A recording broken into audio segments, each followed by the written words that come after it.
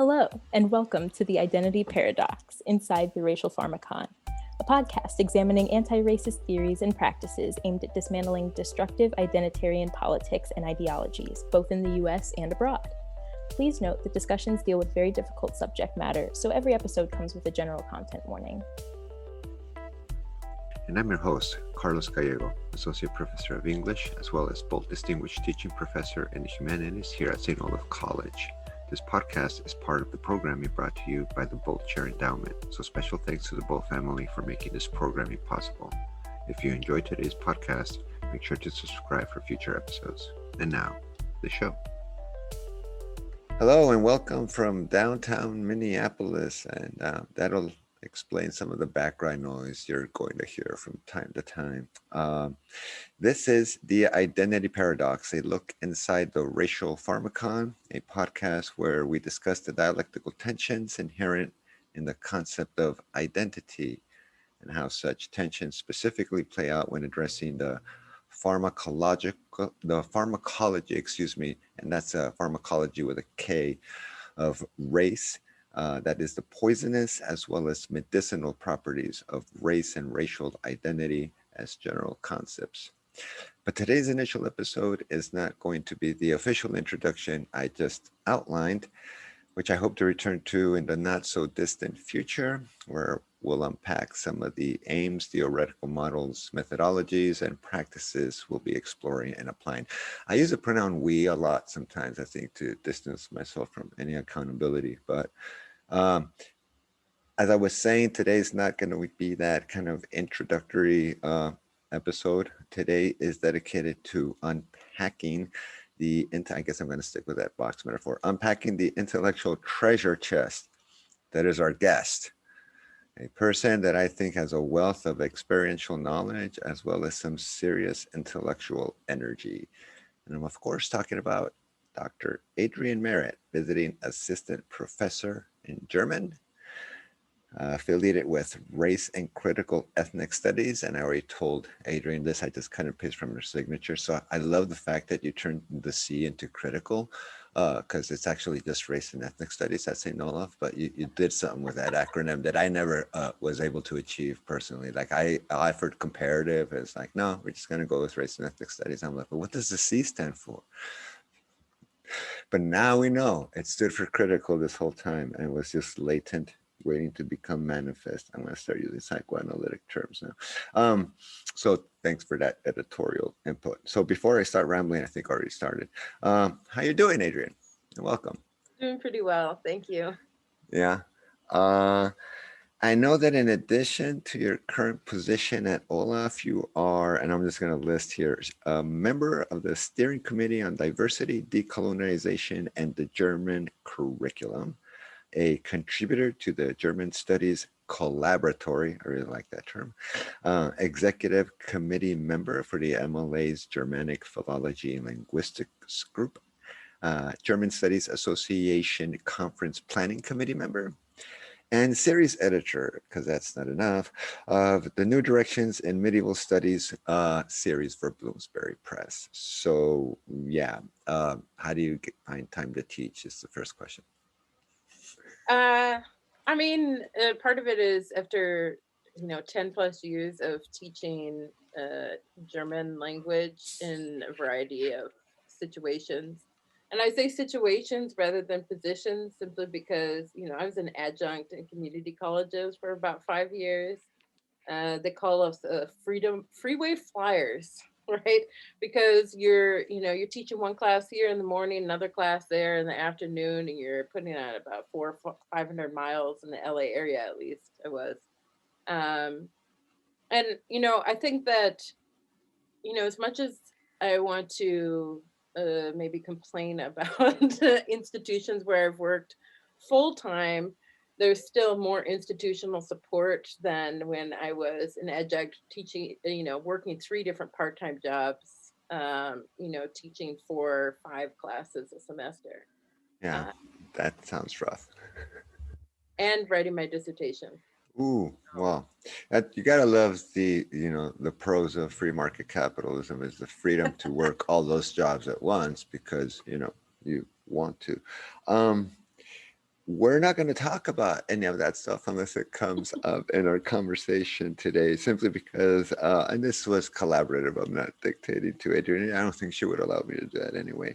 Um, we're going to talk about and I don't know if you've noticed, but you haven't from Adrienne. And you correct me if I'm wrong, Adrienne, but I think you and I both suffer from tangentialitis. So but we tend to like bring it home nevertheless, right? No? Yeah, yeah. Yeah. So, in an effort to try and avoid that, we're going to stick to, for the meantime, gesturing towards decolonial futures, a website that you encouraged me to check out, and that I have to admit, after browsing through it for a couple of hours, it's definitely a mind trip, and I think part of it intends to be precisely that in a variety of ways. So on the website for what is referred to in terms of initials GTDF, it's defined as the following. Gesturing towards decolonial futures is an arts research collective that uses this website as a workspace for collaborations around different kinds of artistic, pedagogical, cartographic, and relational experiments that aim to identify and deactivate colonial habits of being and to gesture towards the possibility of decolonial futures. GTDF is also a practice. I really like that, by the way, that you go theory, practice, very important. That is multi-layered and rather difficult to explain, but we will give it a go. And that's also really cool. The vulnerability, the honesty there of saying like, this is going to be hard work, but we're going to still take some risks here and become vulnerable or be vulnerable. It is about number one, it's about hospicing worlds that are dying within and around us with care and integrity, as well as attention to the lessons these deaths offer, while also assisting with the birth of new, potentially wiser possibilities without suffocating them with projections. Two, it is about facing our complicity in violence and unsubstantiality and its implications with the courage of really seeking to connect with the collective pain, past, present, and future.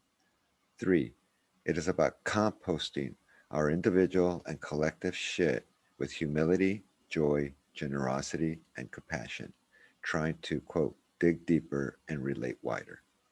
Four, it is about holding space for difficult conversations and silences without relationships falling apart. Five, it is about recognizing and taking responsibility for harmful modern colonial habits of being in ourselves and around us that cannot be stopped by the intellect, by good intentions, and by spiritual, artistic, or embodied practices alone. Six, it is about interrupting modern colonial addictions, in particular addictions to consumptions of knowledge, of self actualization, of experience, of critique, of alternatives, of relationships, and of communities. Seven, it is about recognizing that we are an extension of the land metabolism that is the planet, not the other way around, preparing for the end of the world as we know it, and showing up differently so that, quote, another end of the world becomes possible. Eight, it is about disinvesting in desires for unrestricted autonomy, authority, certainty, control, protagonism, purity, popularity, superiority, and validation to create space for accountabilities, for response abilities, for exiled capacities, and for deeper intimacies. Nine, it involves learning and unlearning, disarming and decentering, dethroning and de arrogantizing, detoxifying and decluttering, mourning, grieving and hearing, digesting and metabolizing, seeing ourselves as cute and pathetic so that we so that the wider metabolism can breathe and more easily with more and move more easily within and around us. And finally 10, it involves loosening our attachments to our self images and to what we think we want so that we might instead step up, own up, clean up, grow up, wake up, and show up to do what is really needed, whether it fits or not with our personal agendas. So, I wanted to ask you about two of the 10 points, the first and the last one. The first one being number one, obviously. Uh, can you tell me a little bit about the concept of hospicing in the context of this project? Because you've mentioned it in a couple of times in conversation about hospicing institutions and different things that most people don't imagine in terms of hospice. Hmm. Well, I mean, I think the key to understand this is that, or at least for me, the first question that comes to mind is whether or not the institution or academia is compatible with decolonization. And I mean, I'll be quite frank. I think that while we can make decolonial moves toward something, the reality of the fact is this is systemic. And so since it is systemic, your imagination can only go so far because the foundation, the structure, everything is built upon something that prohibits an expansion or kind of this move away from.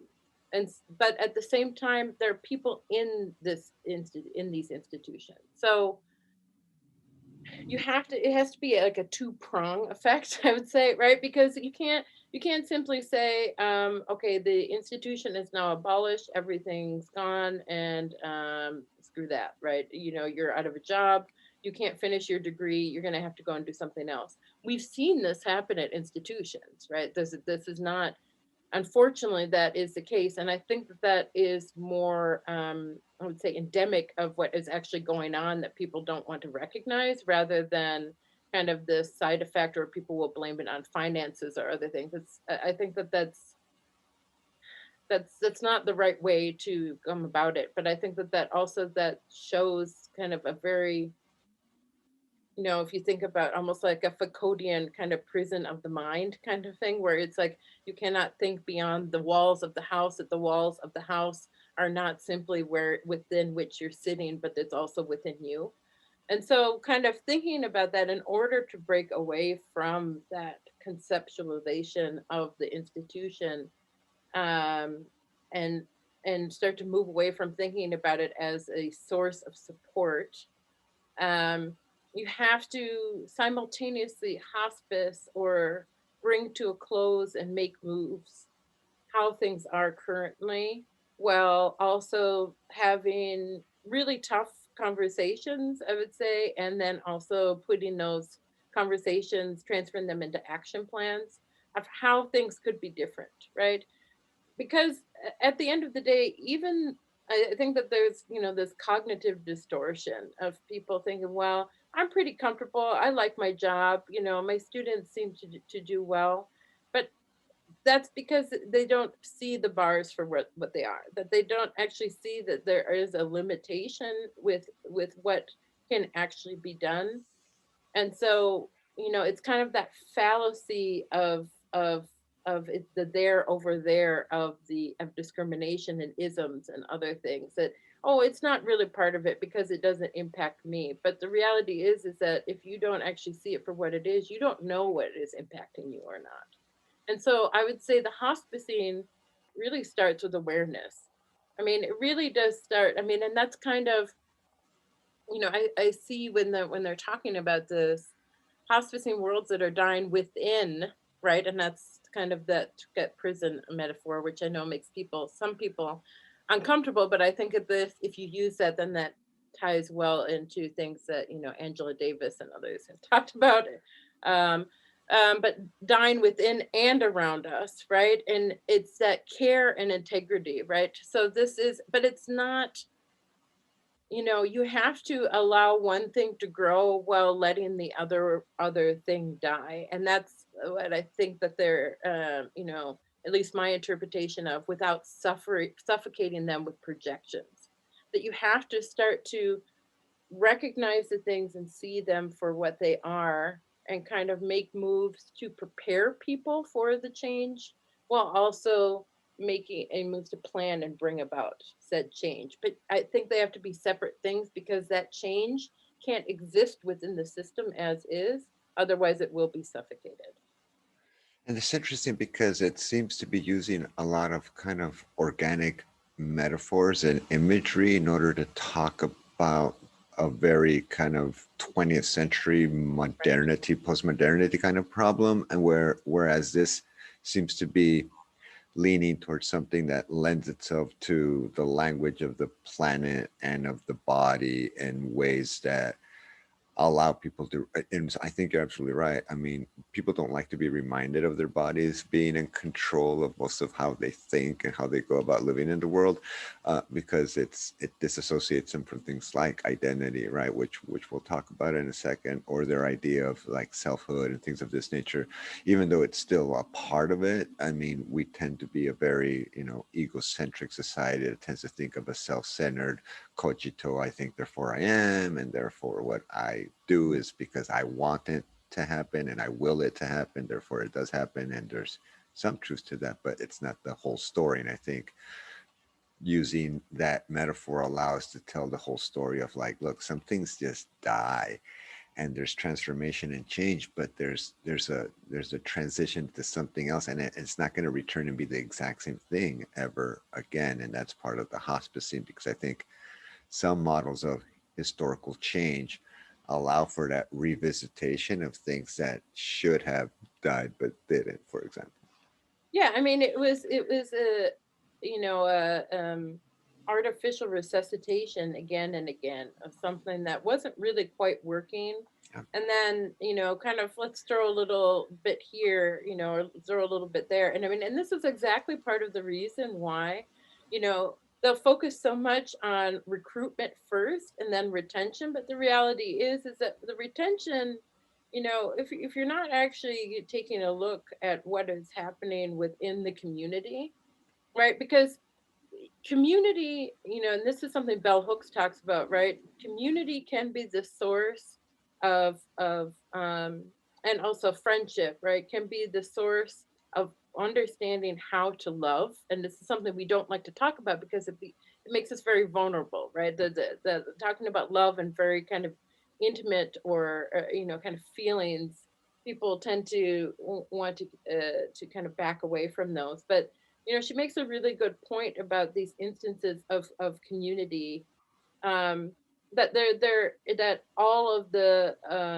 she says this in All About Love, New Visions, and she talks about how she's like all of the greatest social justice movements had a very strong love ethic, love for community, love for others, right? And so that's really at the core of it. But we filter it through in different ways, or the media filters it through, and we kind of understand it. But if you don't actually look at the community, and is that actually a community, or is it only a community for some?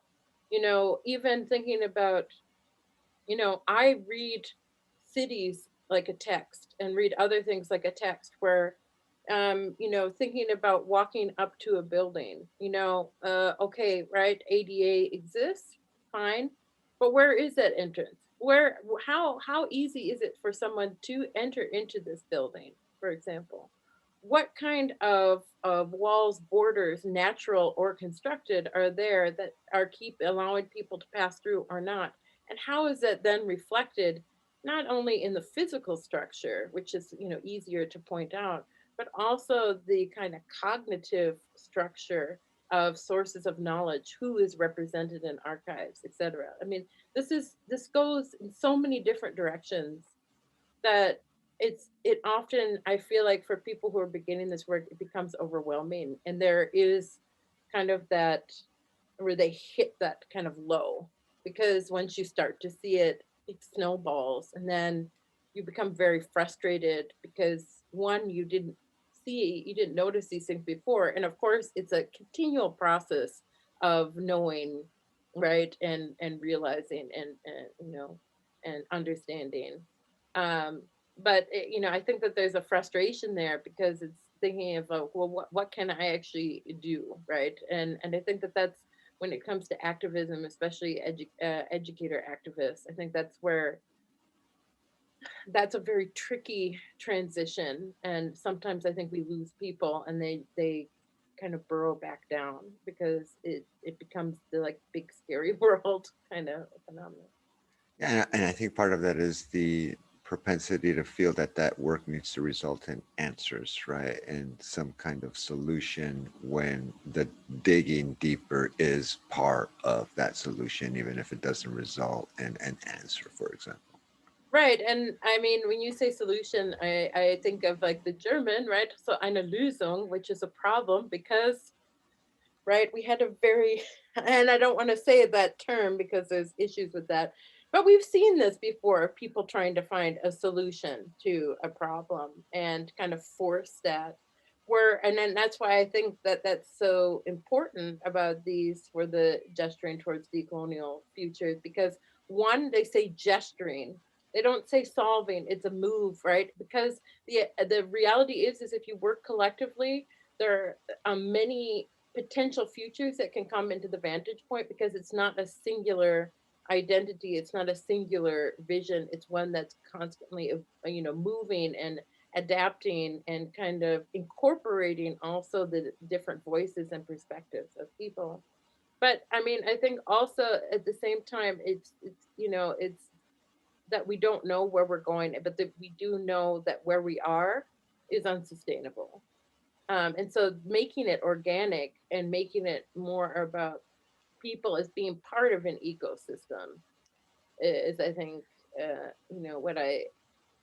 what I find so compelling Yeah, about it. and I mean, know that I was just talking to you before we started recording about the fact that we're going with audio only and not video audio option, and I'm kind of regretting that at times because people can't see that I'm nodding our head. We are like at different times nodding our heads in agreement of what the other person is saying. So Yeah. obviously listeners can't see that, but yeah, I'm in complete agreement with a lot of what you said, and I think that it is important for people to start thinking in terms of what I remember I was very lucky. I'm not claiming any status here, but it happened through I know someone who knows someone, and I got into a panel at the MLA with Gayatri Spivak and Carlo Mansovais, and I presented a paper with them. And I remember Gayatri Spivak was talking about planetary consciousness at the time, and that's when and I always found it a very kind of powerful idea at that time. We're talking years ago, but it made sense to me in terms of like,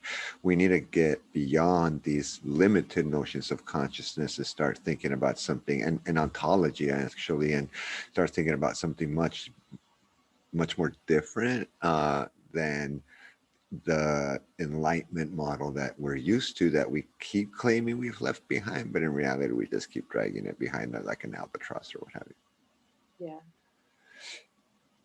Well, and it's you. interesting too, because when we talk, you think back to Thomas More, you think back to, kind of also Enlightenment thinkers, they talk about a utopia, but you know, it's interesting when you really take a look at that and kind of figure out, okay, but this concept of utopia, and then the fact that the U.S. used these kind of lofty concepts to construct early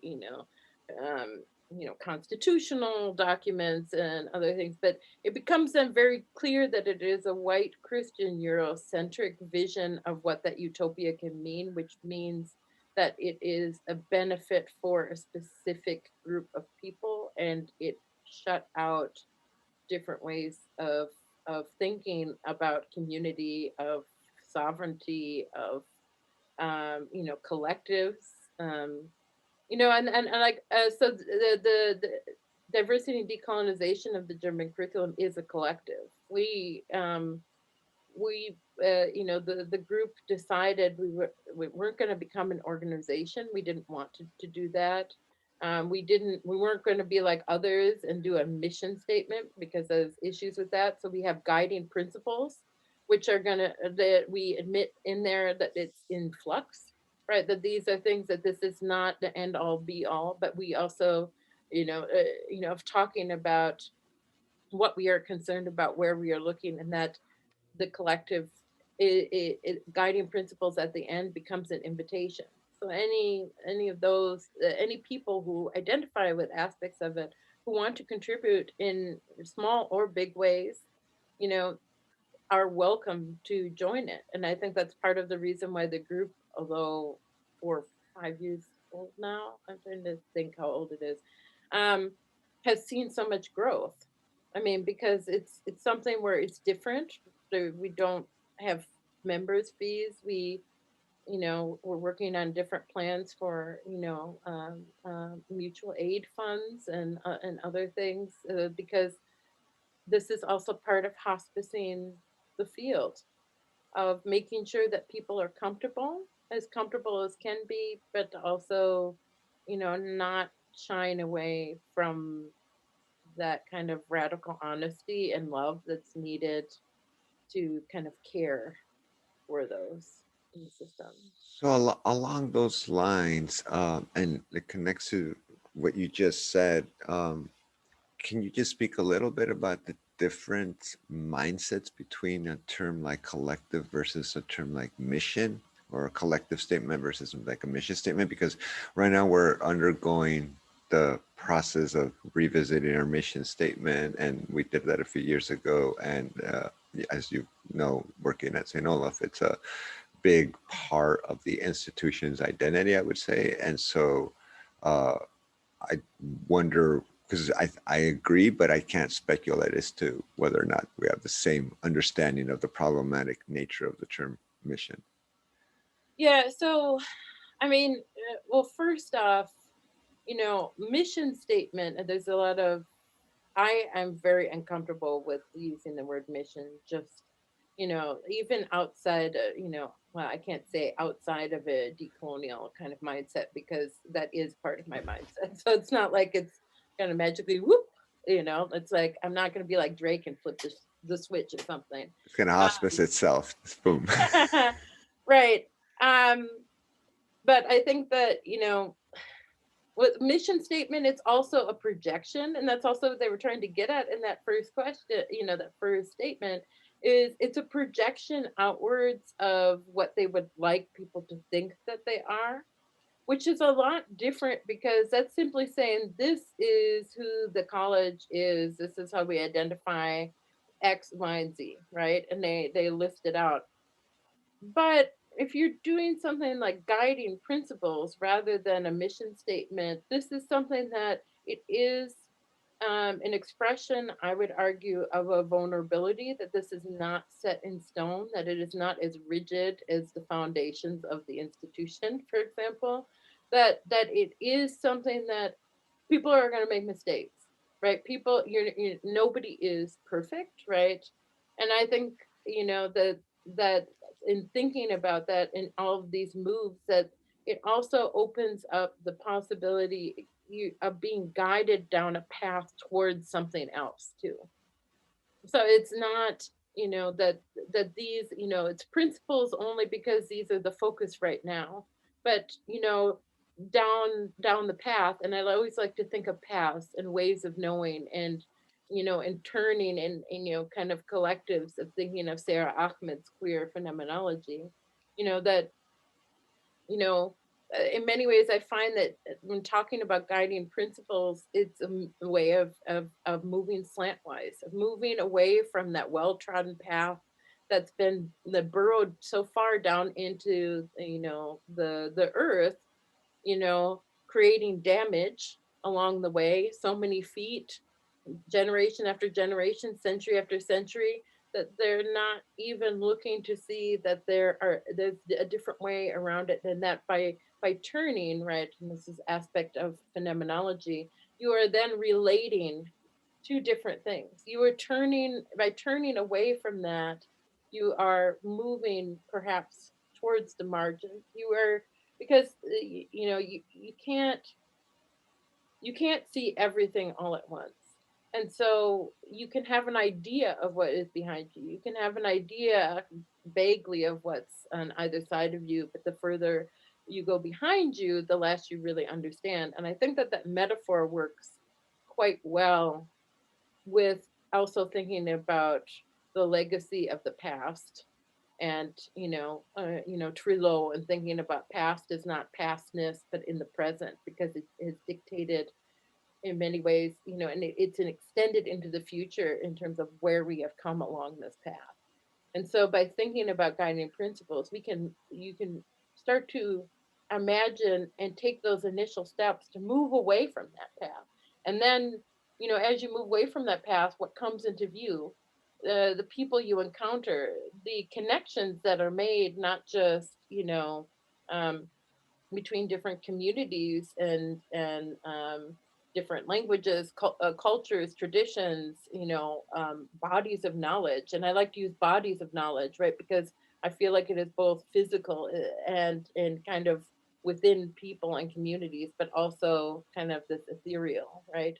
But all of those things, you can't even you maybe have a vague idea of it if you're heading straight down that, very deeply grooved eroding path, right, that's sinking you in deeper.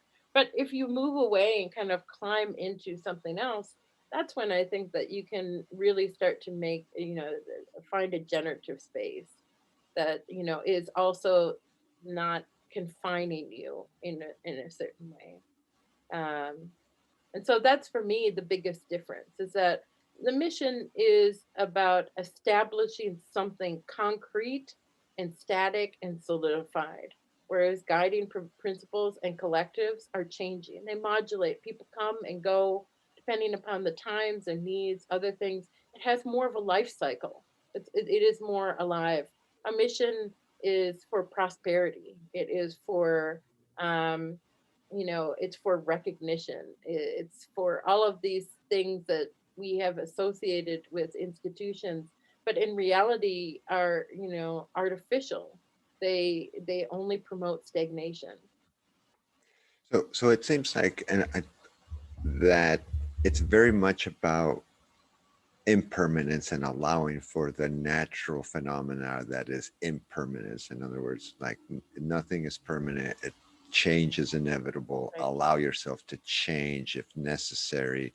Try not to remain rigid, or else you become one of these so worn out paths that there's no longer a path after a while. There's just a chasm. There's nothing to walk on Exactly. anymore, right? And that's not the type of impermanence I think that they're talking about. So, which ironically reminds me about, I think there was just a news story released today about the permafrost, and that the climate change news update situation is even, it's just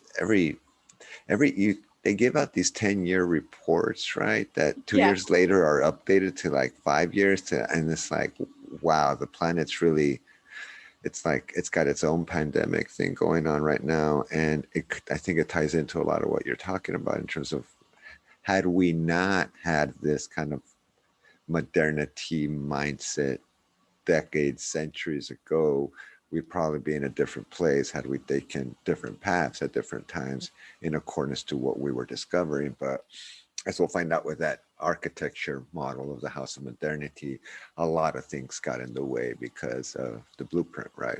What we thought it should be Right. about. But I do want to, before we transition to that, I wanted to ask about the last point and the loosening of our attachments to self-images, because I like to think of this podcast as trying to address the kind of imperative specifically of loosening one's sense of self, at least one's self-image. Could you just briefly talk about that? Yeah, I mean, so uh again, I mean, this is where I find, I mean, for me, I find some of the work that's being done in queer and trans theory to be really formulative in terms of talking about not just about intersectionality, um, but also concepts of the self, questions of identity, and other, and so you know, um, one point in Ahmed's queer phenomenology is talking about how, as you make turns through spaces, that actually gives the body shape, right? So you're kind of defining the body, but the bodies also shape spaces, so that it is a kind of a two-way interaction.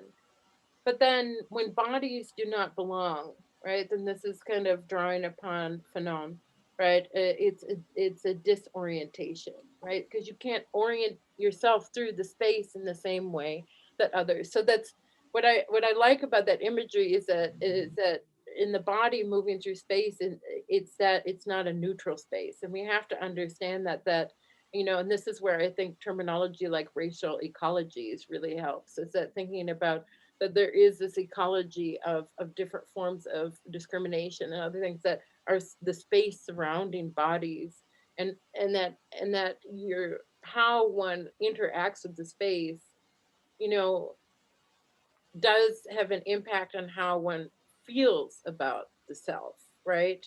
But also how one feels about the other.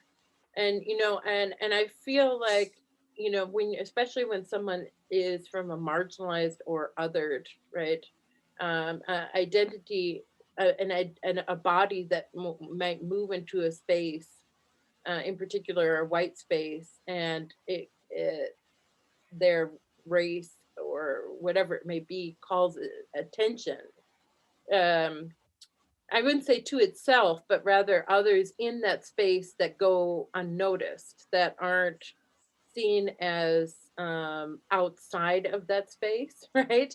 That then the focus falls then on the othered body, right? And this is where, and so I think that navigating those spaces also inevitably is a bit of navigating the self, right? And defining the self.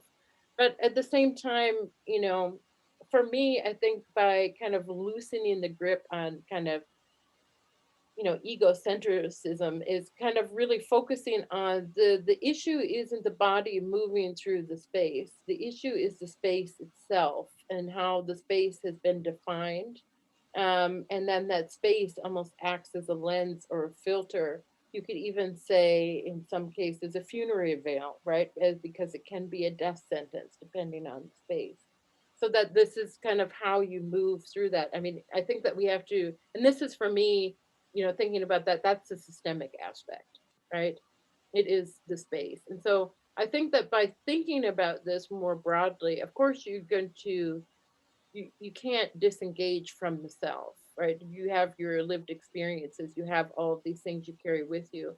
But by also thinking about, that's the beauty of working collectively across races, ethnicities, genders, abilities, all of these different things, that then you're transforming the space, because it becomes a space where a wider variety of identity expressions are welcome, and then that kind of in turn moves away from a hyper focus on the individual. I don't know if that makes No, sense, but I think it does. No, it did make sense to me. We'll check in with our listeners later on. But I think that one of the things that's interesting about what you just said is that because a lot of people love that idea in theory and almost love that idea in a very kind of touristy sense, but don't understand that what's demanded of you if you're going to move through those spaces is experiencing the realities that come in with inhabiting those spaces. So in moving through it, you just don't get to consume it and or view it as a spectacle, but you are asked to be a part of it, to live what it means to be a person from that space before you move on to your next space. It's not a Disneyland tour, in other words. yeah, there's a colleague from we call it DDGC, for the Mhm. decolonization of and diversity and decolonization of the German curriculum collective, who Regina Kreiser, who's at UNC. Oh, I don't want to say the wrong city. I'll hesitate for a second. Anyway, I believe Asheville. But something that she talks about is advocacy across campus. And so she talks about how, okay, yeah, I need to care about my, this is an institutional example, right? I need to care about, maybe what's going in my program. But if I notice that, for example, African languages aren't being taught, or the indigenous languages of the area aren't being taught, or certain history or art or other things, all of these things aren't being represented. It is, part of kind of this idea, this guiding principle to say, what about this? And, some people, in conversations will bring up, well, but one, an additional language, that could take away students from German. I've often heard her say, that doesn't matter. That's not the point of this. And that's also part of hospicing it, right? Is recognizing that there are needs, there are things that need to be done, and advocating And that's what I mean. I think I'm thinking of like recognizing the space for what it is, who is not included in that space, and disengaging from the an idea of self or self promotion, and thinking about what could, bringing more into the space, and what is, really talking about decolonization and not just metaphorizing about it, right? Okay, so that brings me to one of the things that I really loved about the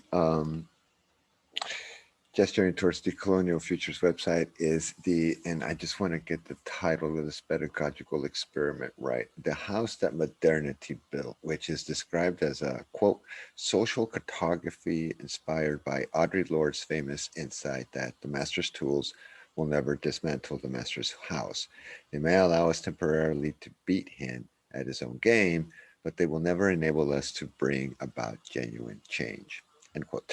I think this is an often used quote and sometimes misunderstood quote. And I just first, before we talk about the house that modernity built, if you'd just like to speak to your understanding of that famous Audre Lorde quote, because I think Yeah, it ties into some of the hospice stuff we've been discussing. right. Um, Well, I think that, like, for me, the first thing that I think of is about reimagining. So I think of tools in a very physical sense, but I also think about tools in a more figurative sense. And I mean, what I think of as the tools is largely of knowledge, of skills, of other things, that have been passed along, and but within a certain system, right? And so it's like, the reality is that you cannot use those tools against the system that built it, because by using those tools it simply rebuilds and kind of renovates and continues to uphold the system. You can't, because those become actions. They're not, it's not fossilized artifacts sitting in a museum, although arguably that also connects to some of this, right? But it is, but it, you can't, because it is so structured in a way that the enactment, the use, is is in many ways an approval, is in many ways an extension of this artificial life, right? um and so, you, in order to break away from that, you have to set down the master's tools, essentially.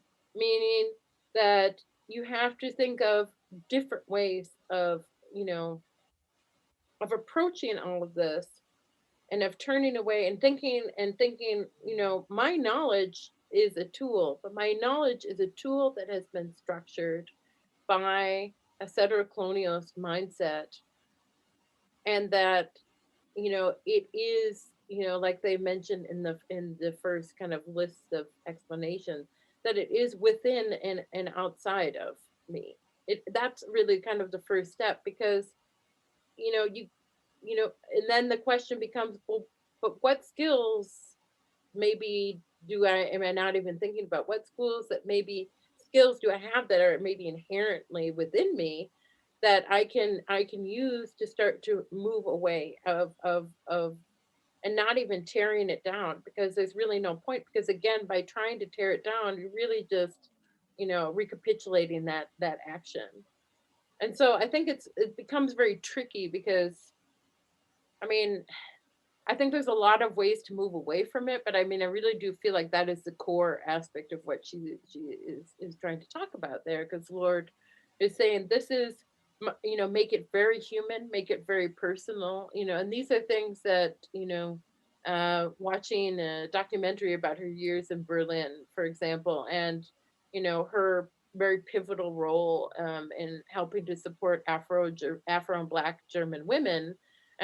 She often will, recommend to them, tell your story, because that personal, very personal aspect is a knowledge, but it's a knowledge that exists outside of the master's house, right? And I think that really is the key, is not to forget that about her, right? Is that it is telling those very personal stories about not just about pain and suffering, but also about joy, about community. And for her, community building is incredibly important outside of spaces, like in community spaces of, and also community gardens on rooftops, of going into buildings, for example, of encouraging Afro and Black German women to create, a center there for themselves, of taking this once bombed out building from world that had been sitting there since World War II, and filling it with life, essentially, of community, of other things. So it's like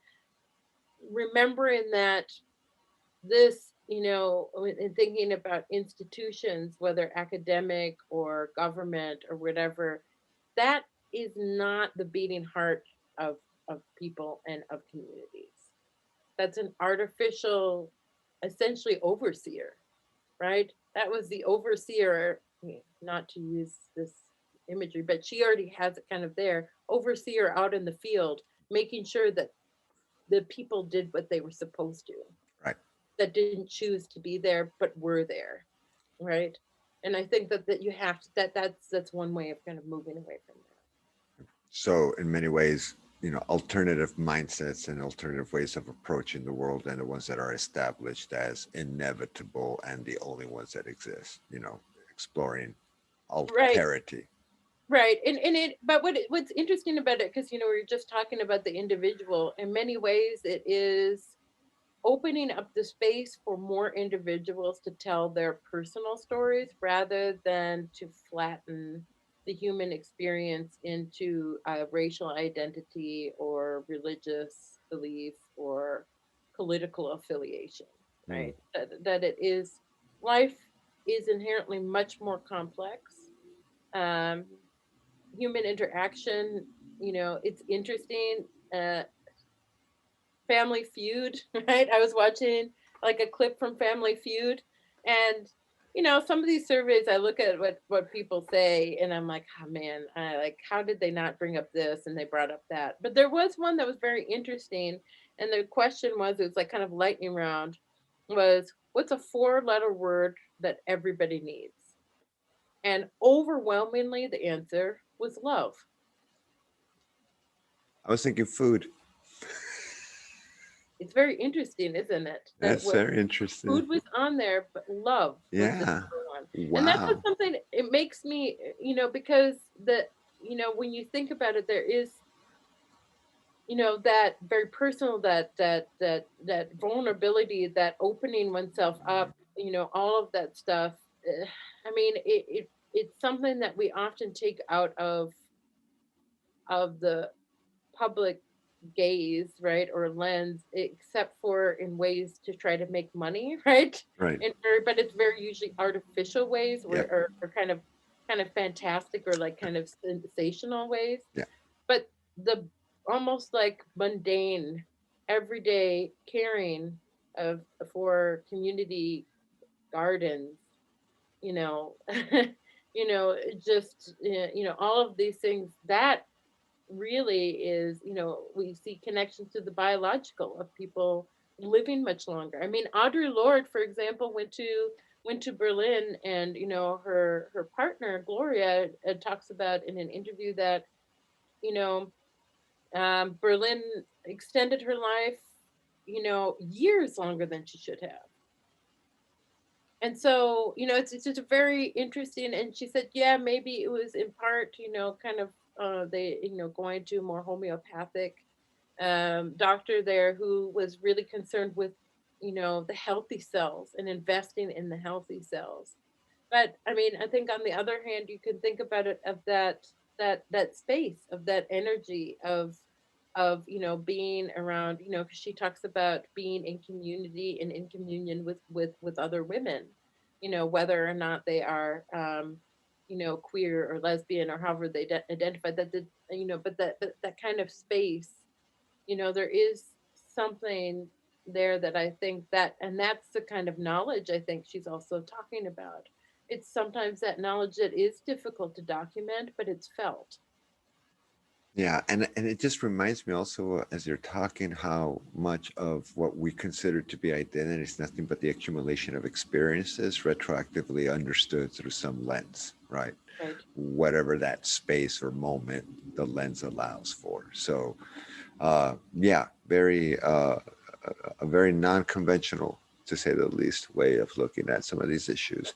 You want to talk about the house and the zine a little bit, Yeah. and because it's so cool. And I'll include notes for our listeners so they can access it. But it's basically a zine, and they actually have a YouTube video about how to fold this up. But on one side is basically the house that Modernity built, and I think underneath the little drawings, there's captions that kind of Yep. and explain what that specific visual is about. So, and by the way, that you can find this also at the Colonial.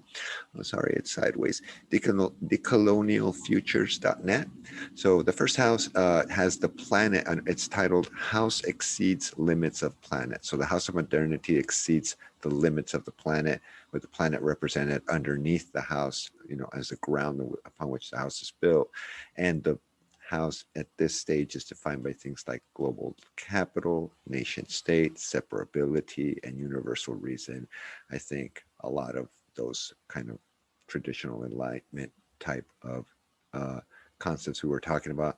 The one I want to skip to, and there's, I believe, 8 of these for our listeners to check out, but there's a couple here that I want to, because I think we can't do them all, but the floors ones is I think really interesting. The false promise of universal middle class, or to just, you could rephrase that or expand it to the false promise of universal recognition under the kind of Declaration of the Rights of Man, Declaration of Independence models of the nation state. So this house has at the top on the, it just lists the fact that it's floors, and what would be, I guess, the attic of the top of the house. We have north of north, then we have a dividing line as if that's one room, and then we have this big middle room that's separated by a kind of staircase, and it says north of south, and underneath that it says low intensity struggle. So that would be the border, I think, of north of south, and the border between north and south,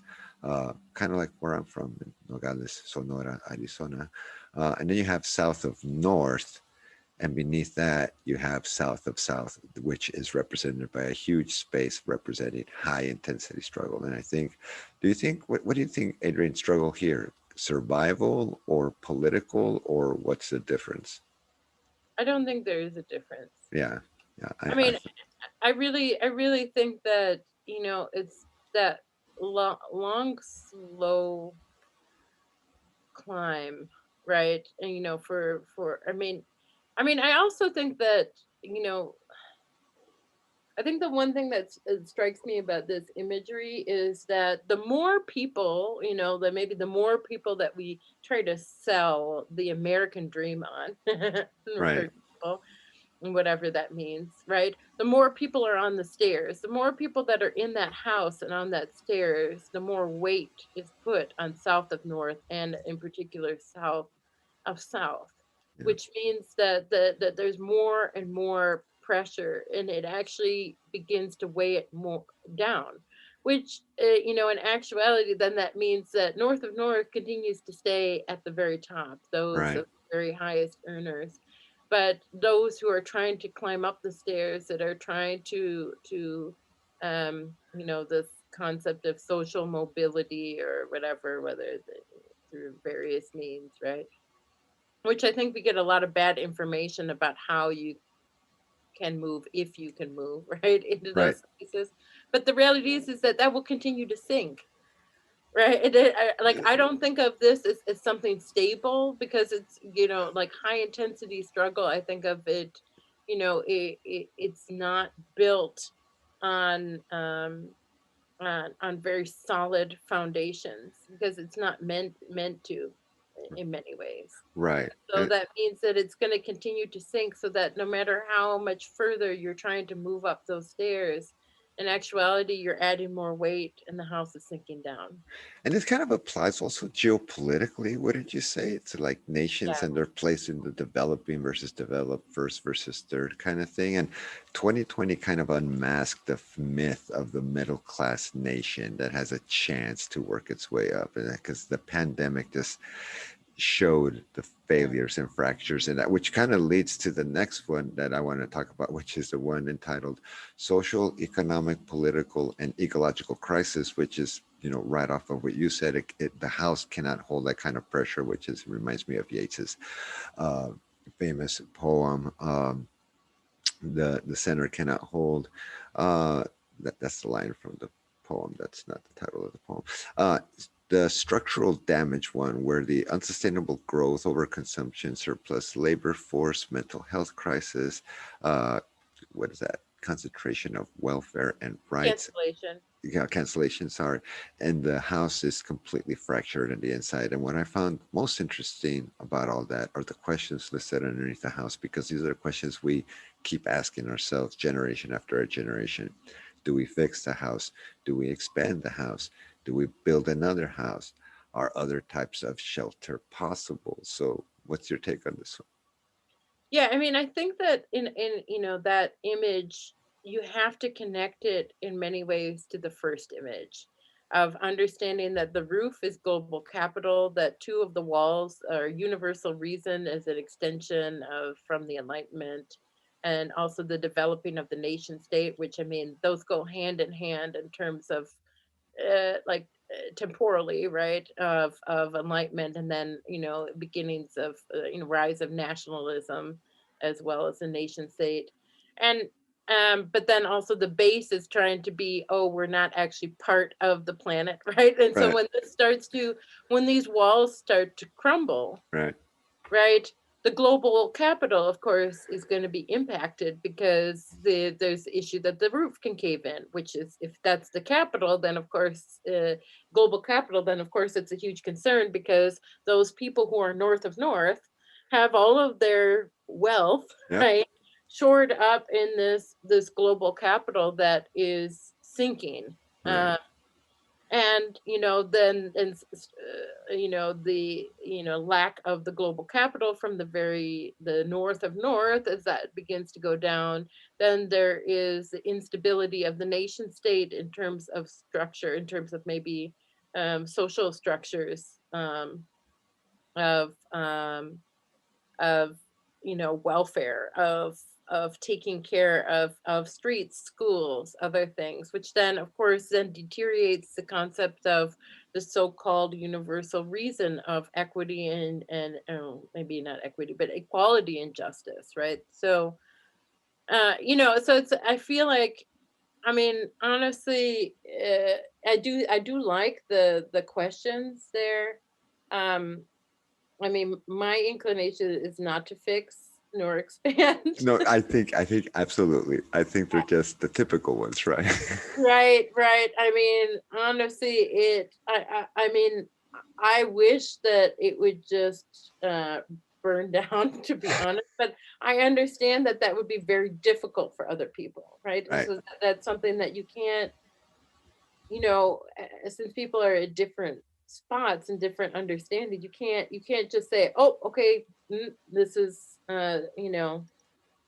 this is how it's going to be. And, James Baldwin talks about this in terms of and thinking about identity, which I think is also kind of wrapped up in this, is that it's that in a lot of times with the civil rights movement and with other things, and then marginalized identities, pushing and saying, we would like these rights, we would like this recognition, this is, a lot of this stuff is going unnoticed, this is not justice. It becomes a fear of a loss of an identity that cannot be defined, because that identity was formerly rooted in a juxtaposition, or whatever, however you want to phrase it, of the other. And so when the other no longer remains stable, kind of like the walls falling apart, then the kind of like the normalized kind of identity, the identity that has been in power, the one that had fantasies of supremacy, can no longer, it collapses like the roof. Like Right? Hegel says, right? You can't have a master without a slave. Yeah, well, I don't like Hegel. So No, we don't have to talk about Hegel. I was just saying you're absolutely I right. get what he's saying. I Without get the other, then the first person that depends on the other for their right. I sense of get it. self, Right. right? But that's also why Munoz talks about a disidentification, right? Yeah. Because it is removing yourself from that system in many ways of realizing that it is not a this or that. It's Right. not a question of master or slave. It's that the whole concept of the master and slave is effed up to begin with and needs to be rejected and just let it fall apart or die, right? Again, going back to the hospicing, right? Because that whole dynamic is structured around a fallacy, an artificial concept of supremacy or superiority that can't exist. It can't. It can't hold up. I guess, I mean, it could hold up. I mean, people have held it up for a long time. That's the problem. I was just about to say, like, the problem is that it's been, I mean, that's one of the key walls of the House of Modernity in some ways. It's like connected to the reasoning, right? I mean, people think in terms of master and slaves, and to get out of that, I think is why people don't talk about the fact that the slave is the hero of the story, but only after they undergo transformation.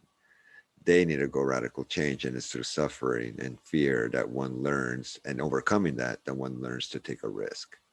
Yeah, and I'm I taking like the Kojève interpretation of Hegel too, so I'm like, yeah, I see, because I like to think about it in the other way, is that if there are fewer masters and they're more enslaved persons, that if they collect together, they recognize that their strength is way more than the enslaver could ever have. absolutely, yeah, I'm totally on Right. board with that. Yeah, Right. And so I think of, and that's another way of thinking about it, of that's your kind of way out, that of saying, and that's also the recognition kind of in these graphics too, of thinking about surplus workforce, but who is dictating who is getting paid, who is dictating all of these different things. exactly. And that those corporations, that global capital, if think about boycotts, think about like ongoing strikes, but if just walk out, Yep. you no longer participate. Yep. They can't. What would they do? The number of people's backs upon which so many things have been built, Right. that would collapse. That's beyond structural damage. That is a complete obliteration of that building. Which is why you try to force them back to work through suffering, right? By cutting their unemployment checks and telling them, like, we don't care if you don't like your job. Someone needs to go and pick up these minimum wage jobs that are starting to open up, right? Right, which is where community organizing comes in. Exactly, and that's the pushback. And honestly, that's like the model that I'm ascribing to, is like, we live unfortunately under that, but if you're right, if enough people gain that awareness of the collective sense of self, that's so much more powerful, which connects back to the notion of love and understanding, going beyond yourself, and just, that love is communal and emerges from a communal space, not from you, Hallmark buying a card and you expressing Right. love.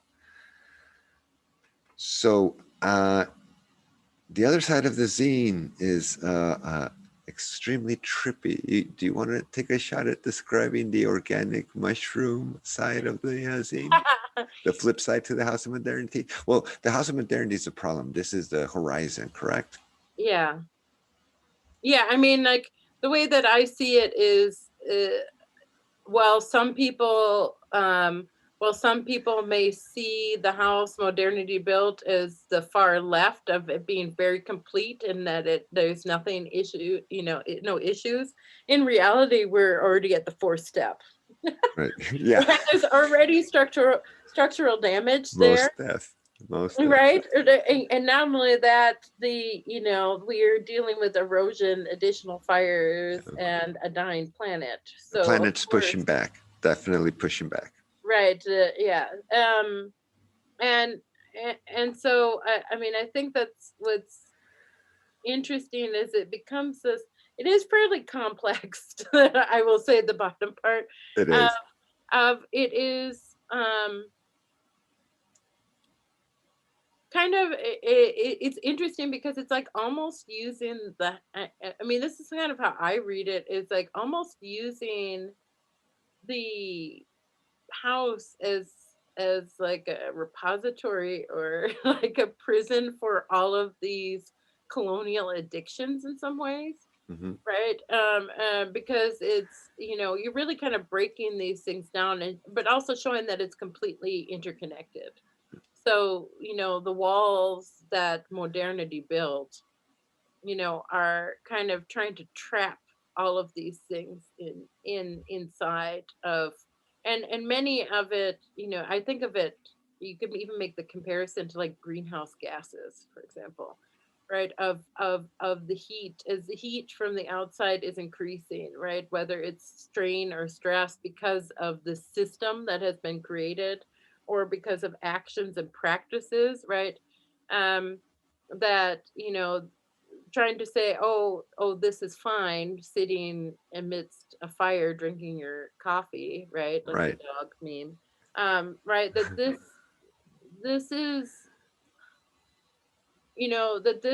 that these kind of, if you think about it along those lines of the modernity, that this, that's not really sustainable. But at the same time, you can, they're trying to pinpoint the different aspects of it. At least that's how I read it. So it's No. like the fears, right, in Right. terms of impermanence, incompetence, insignificance. And I'll be honest, I think that fear is such a largely driving force of of attempts at power grabs at January 6th, right? Is obvious was obviously Yeah. fear driven, Yeah. but also self insecurity, right? It is this, and I've mentioned this quote before, but actually, I should. That's something I'm gonna actually look this up quickly because I don't want to get it wrong.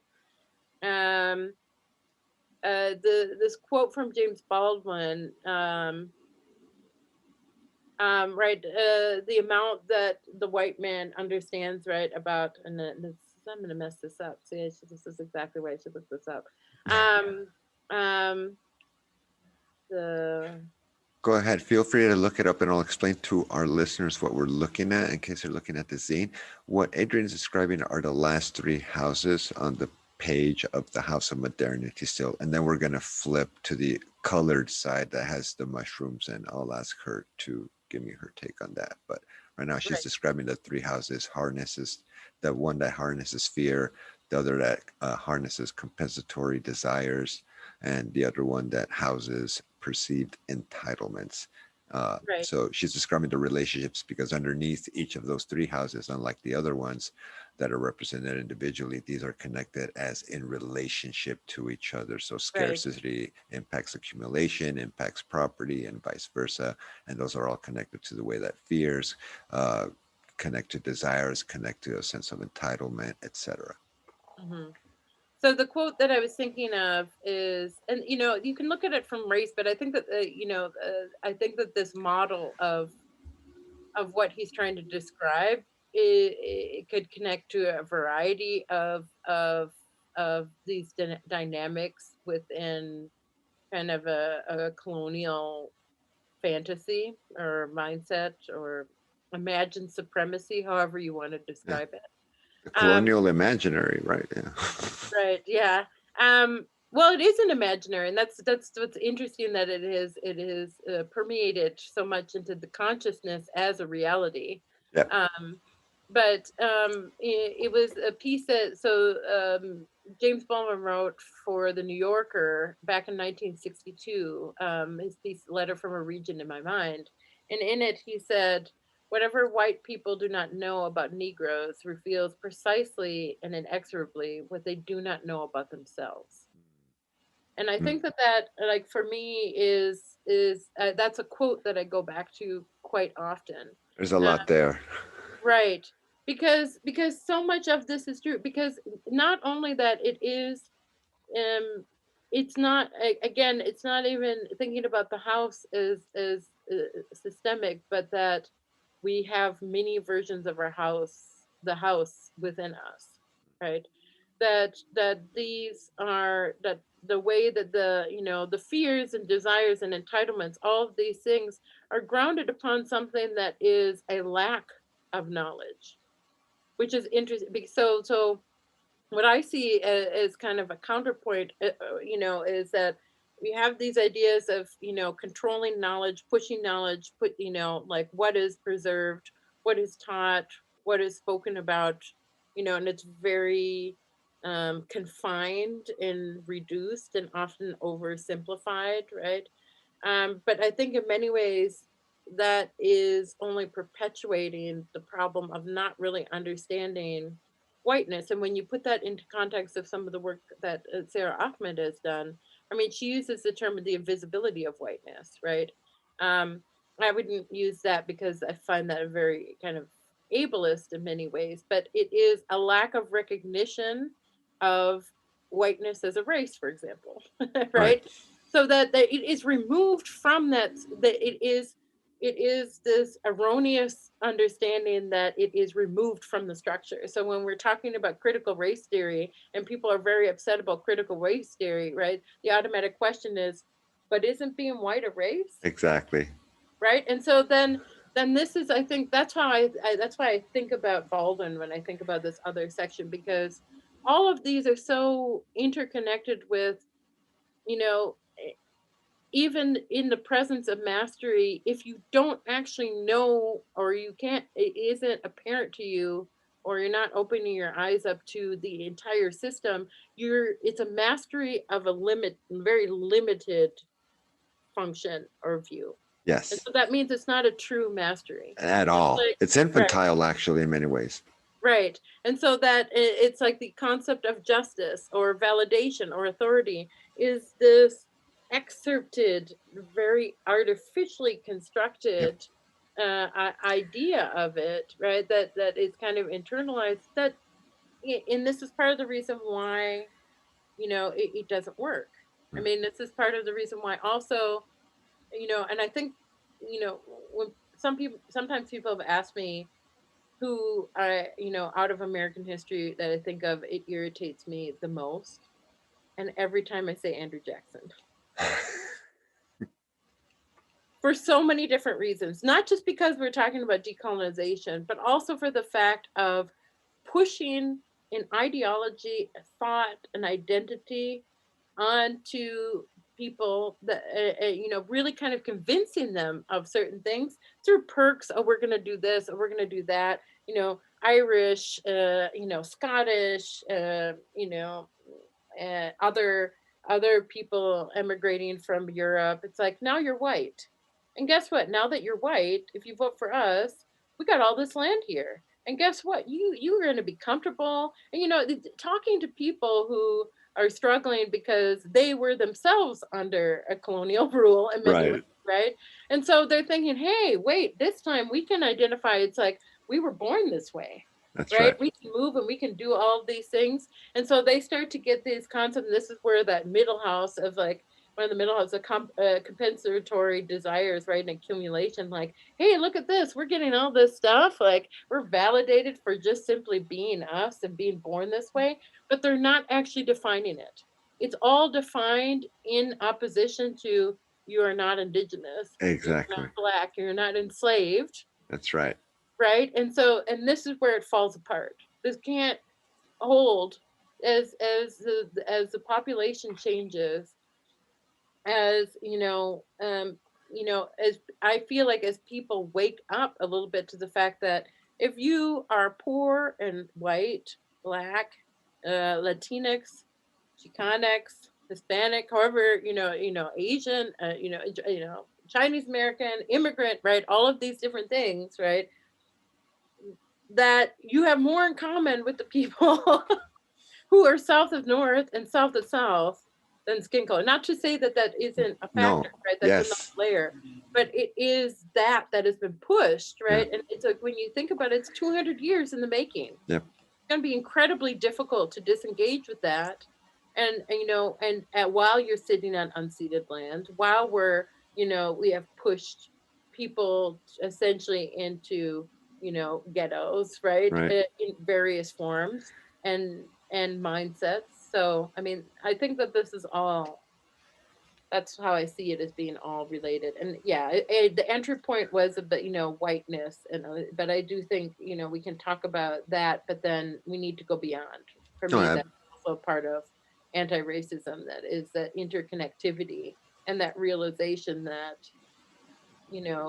there are various things that are impacting people, and the more that we try to segregate ourselves into these things, the less productive we're going to actually be in the long run. no, I totally agree. And, material conditions of existence are important, and how one experiences those material conditions of existence can be a basis for solidarity much more than how you identify according to the color of your skin or the identity we're supposed to or you're told to identify with, right? So, okay, flipping the zine over to the colored, beautiful side. I love the way that they represent the mycelium at the bottom with that kind of psychedelic different colors. Um,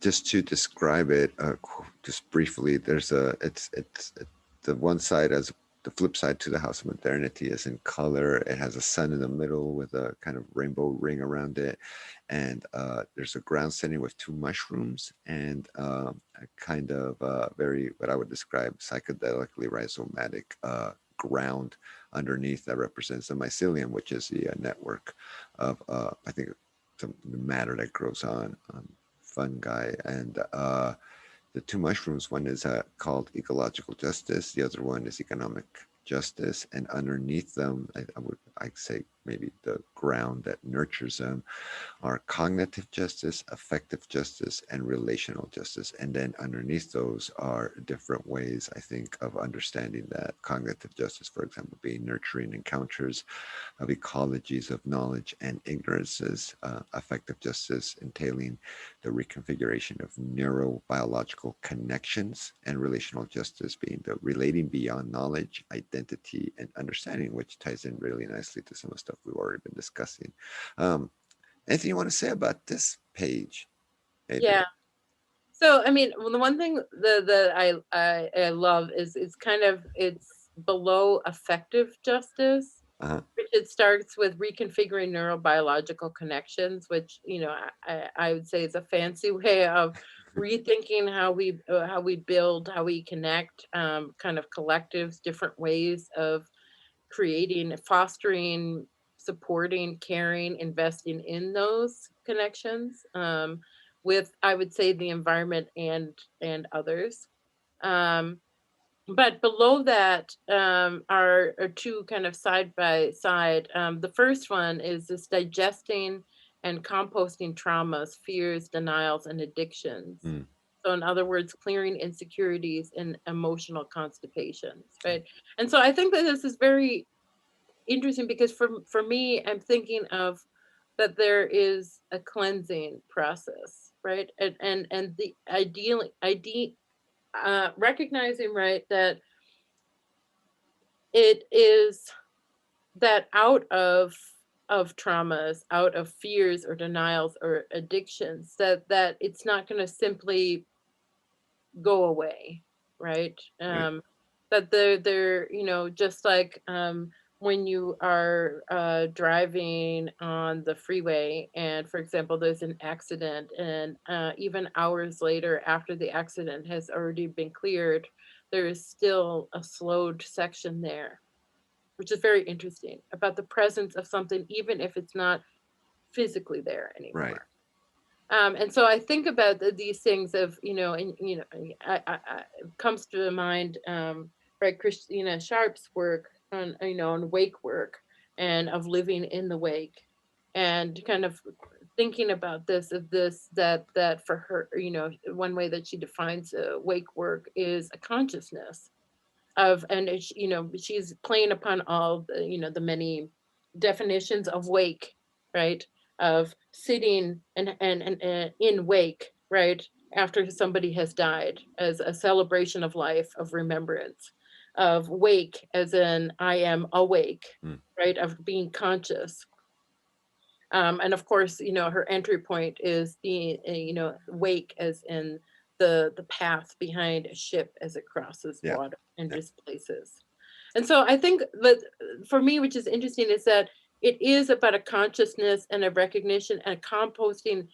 I view that as is kind of thinking of taking this knowledge, of understanding these things, recognizing it, talking about it, and letting it go, but doesn't mean that it no longer exists. Right.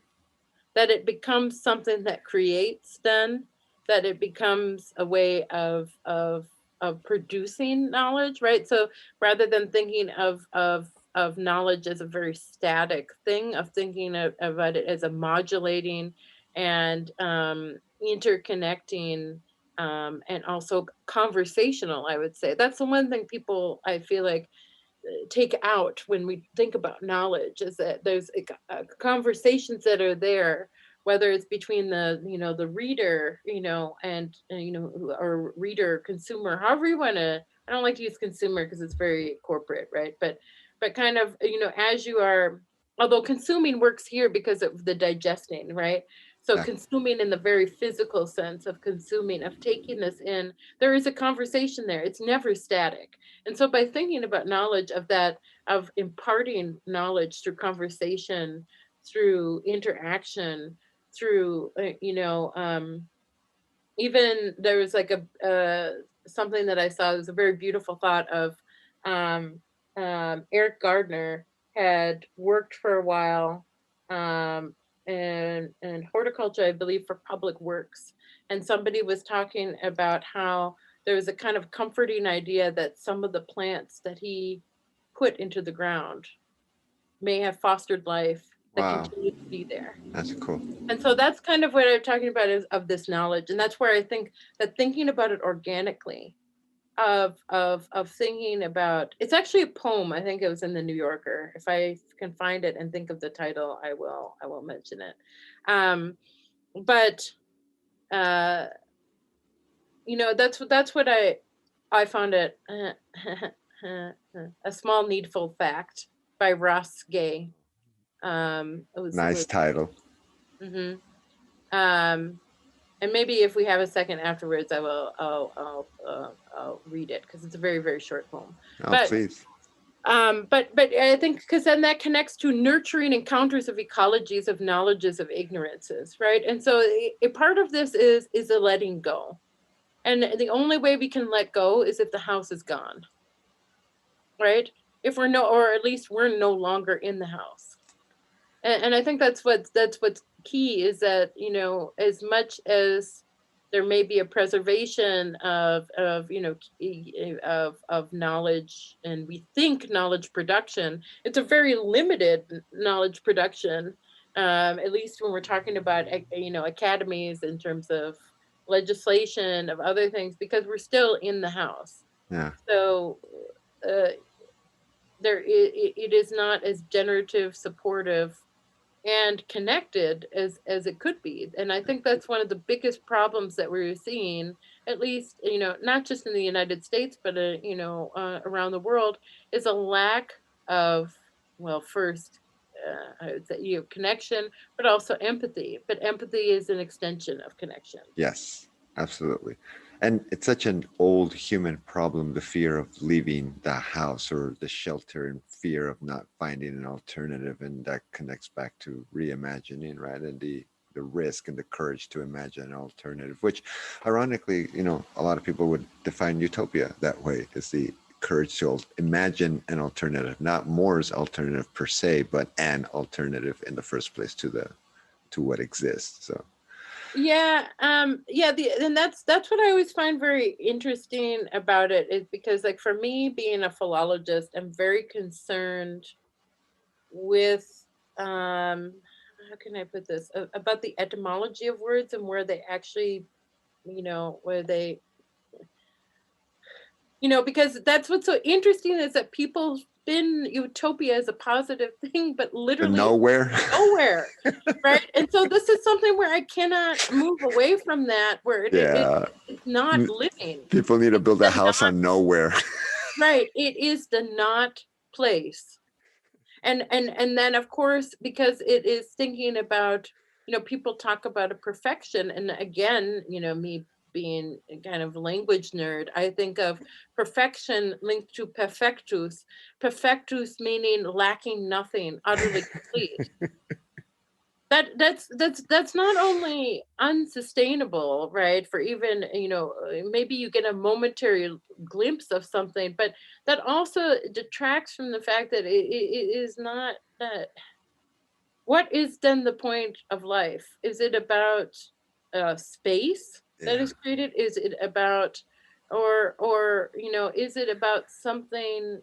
Is it about feeling complete or lacking nothing? And for me, that sounds like something very stagnant. I mean, like, it's a done deal. Then it's like, okay, well, what am I going to do with the rest of my life? Right. Right, kind of thing. Um, but I mean, I find that very, very interesting when people think about it that way. Yeah, well, people want to rush to nowhere. People want to rush to no place, And yeah, no, you're absolutely right. It's important that we remember those names, and it just connects. It goes back to this, notion of what is progress and what is the telos of our progress. It's like maybe you're better off not having one and just going with the flow for a while and see where, like, what's available as opposed to what you fantasize is available and want to actualize and force into the world. So, okay, so we'll end, because I've had you here thank you for your time. We'll end with this crazy question of, speaking of unsustainable situations, I know that you've done a lot of anti-racist training in the college. So if you could speak to that a little bit, but also put it in the context of what we're seeing right now in Palestine and the kind of unsustainable house that is literally crumbling there under a lot of kind of master narratives that want to not die. Yeah, that is very tricky. I mean, yes, I have done work with anti-racist pedagogy, right? Workshops at St. Olaf, and beyond. And Successful ones, by the way. I read some of the reviews. I got access to the files. yeah, yeah, I mean, I'm glad that they were content. That's my most polite way to phrase this. Well, thank you. For me, it is, an ongoing process, and it really is. And I think that this is in many ways connects not only to talking about, kind of the decolonial futures, but thinking about Palestine, thinking about this unsustainable house, thinking about the master's tools, and all of these things, is that with anti-racist workshops, the first thing that I do as an activity is a deep listening exercise. And part of the reason for this is because although we may say throw anti-racist in front of any number of things, right? At the end of the day, it really is about connection. And how can we start to foster connection, understanding, recognition, all of these different things? Really, I think to listen, not to listen to answer, not to listen to kind of draw out some sort of speaking point, not to listen to to construct some sort of rebuttal, or to manipulate, right, what someone said, right, to take it in, to use as like a verbal weapon, right, ammunition against others. It really is to listen to understand. And that's part of the reason with the deep listening exercise. It is talking about everyday things, both the highs and the lows, and whether or not the person suspends the egocentrism for a second, simply to hear, to listen, not just to hear, right? To really listen and take the time to say, if I understood you correctly, I hear you speaking about this or that. And then we talk about after the exercise, how did it feel to be the speaker? How did it feel to be the listener? And there are some people, that'll say do get quite emotional because they feel like for the first time they were expressing something, somebody listened, and it was just one moment. But then I start to think of, I talk to people about what if that moment was repeated multiple times throughout a semester, through multiple interactions, through meetings, through other things. What if that was something that became a different way of knowing? What you know Think about, just imagine the possibilities that could take place, the type of connections that, because we also know, at least through studies of psychology, that just like how I mentioned the traffic jam, right, or the accident on the freeway, the opposite is also true, right? Started with the negative example, but even something as simple as someone, right, and there's the pay it forward thing, which irritates. I won't get into why it Right. irritates me, but it's like, do it, but don't try to take credit for it, because it's not, the point isn't you, right? The whole point is it's not about you, so you're Exactly. paying it forward, right? Yeah. But think about the little things of holding open the door for someone, or if someone looks confused, asking to, in a way where it's like, do you need any help with anything, do you need help finding something, right?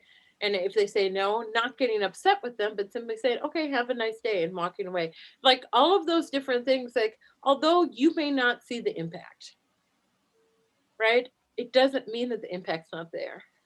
And I mean, this is what I think of, because although it may be framed as anti-racist, pedagogy workshop, it really is about community building. It is about working as a collective. And also, just as I said before, when we talk about critical race theory, that whiteness is often excerpted out of that the instructor, the person in the classroom, is also part of the classroom community. That there is an engagement level. They are not the expert, because that is something that only will um, recapitulate or kind of rebuild those very harmful colonial structures. But rather, if you're coming together as a community, as an engagement, that you're coming together as a collective, then you can start to, when you think about like the global aspect of it, that within the classroom there's almost a microcosm, and you start to be able to use language in different ways. You start to think about different ways of describing things, of interactions, of exchange, of building, of creation of knowledge, right? um and so, and the reason why this connects to me, I think of Angela Davis and things that she's talked about, right, in Freedom is a Constant Struggle, of assistance, that, of tips, of other things from people in Palestine, especially from the Gaza Strip, that they were tweeting and through social media were giving tips to people who were protesting for Black Lives Matter, right? And that also kind of thinking about the, I believe it's G4, right? She talks about this very large corporation that is doing the training, both for sometimes prison guards, police officers, but also for guards in Palestine. And that's part of the reason why they had this knowledge. And so this is another way of kind of circumventing those channels of knowledge to create connections and understanding, and community. And so I think that, you know, as much as people, I don't want to say not to use labels. I think that it's important to help to define yourself, right? I think that in some ways, but Yeah. I think that that shouldn't be your guiding principle, Right. Right. right? It's, That your guiding principle should be something more, that it extends to the understanding that individuals have this layering of life experiences, and that but also go easy on yourself, that you also have a layering of life experiences, which may, even if it is an unpleasant interaction or becomes hostile because of word usage or because of other things, this is where the deep listening comes in, of sometimes taking that minute of not just focusing outwards and pointing a finger of, well, this person used this word, therefore this means they're that. Taking a moment to point inwards and say, why did I have that strong of a reaction? What is this bringing about in me? It has to be both ways, right? Because that colonial structure, those mindsets exist within us and without, right? So we have to constantly be doing this negotiation. It's almost like checking yourself before you react to make sure that that reaction is appropriate to the situation, as opposed to simply just reactionary as a Right. reaction. Yeah. And also taking the time to, I talk about, like, calling in is an investment. People don't like that when we talk about accountability, but for me, that is showing radical care, because it is an investment in that person or institution, to taking the time to break something apart and say, this is causing harm, this is creating issues, right? But at the same time, we have to also look inward too. I mean, like, this is we have to also invest in ourselves. We also have to have radical care and love and other things for ourselves and for community, right? As Right. part of it. So It's hard to do one without the other, right? So, yeah. Well, thank you for a very stimulating conversation that went all over the place like it should, like nature does. And so, no, I think it was pretty, I think there's a lot of underlying themes here, hopefully, that our listeners can pick up on. So, anything you're working on, Adrienne? Any book projects, any books coming out, articles, online projects, new anti-racist training updates? yeah, there are things on the horizon, but rather than make it about myself, honestly, I kind of like to, the last thing, if I can read the short poem that I Please, found. by all means. Yeah, I think that's a good way. So this is again, a small needful fact, by Ross Gay, um, and it it looks like it was part of it was published in 2015, and there's a lot of garden and ecology kind of imagery, and so he's um, is that Eric Gardner worked for some time for the Parks and Rec horticultural department, which means perhaps that with his very large hands, perhaps, in all likelihood, he put gently into the earth some plants which, most likely, some of them, in all likelihood, continue to grow, continue to do what such plants do, like house and feed small and necessary creatures, like being pleasant to touch and smell, like converting sunlight into food, like making it easier for us to breathe. Wow. Wow. That's a strong ending, too. That's beautiful. Yeah. Yeah. It really kind of brings out the beauty of extending beyond yourself, right? Of being non identical once in a while and seeing yourself in actual living things like plants and trees. So, yeah. Mhm. Well, thank you for that. That was a bonus. I was not expecting to end this first. I don't know what you call it. What should we call these chapters, episodes, It's your installments? podcast. Yeah, we'll call them because you just said I'm going to call rooms. This first room of the house. I'm just kidding. Yeah, we'll just say the first episode. So yeah, thank you so much for your time, Adrienne, and I hope I don't have to title this retroactively in honor of Pretty in Pink. If you leave, I don't want to title it that song. So. Okay. Inside joke. All right. Well, thank you so much. And yeah, we'll see our listeners next time. Thanks, Adrienne. Thanks. Thank you.